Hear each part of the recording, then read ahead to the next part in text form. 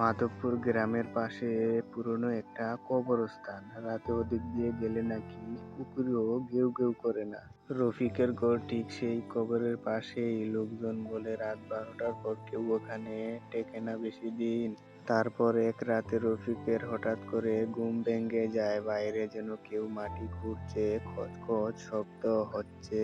জানালা খুলে তাকিয়ে দেখে এক বৃদ্ধ লোক সাদা পাঞ্জাবি পরে হাতে কাস্ত ধীরে ধীরে মাটি কাটছে।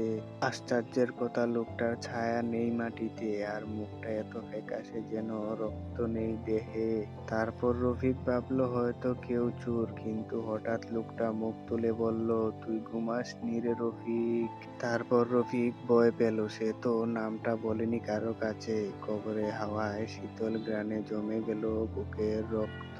তারপর রফিক চিৎকার দিবে যাবে, এমন সময় বৃদ্ধটা ধীরে ধীরে কবরের ভিতর ঢুকে গেল, যেন মাটির নিচে গলে যাচ্ছে শরীরটা।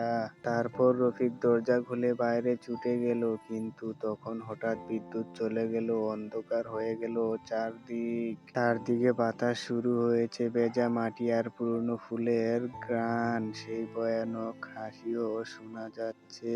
তারপর ঘুরে গ্রামের মানুষ দৌড়ে এলো কবরস্থানে। রফিকের ঘরের দরজা খোলা, কিন্তু সে ঘরে নেই। তারপর কবরের পাশে দেখা গেল একটা তাজা কবরের মাটি, নরম, আর ঠিক পাশে পড়ে আছে রফিকের জুতো জোড়া।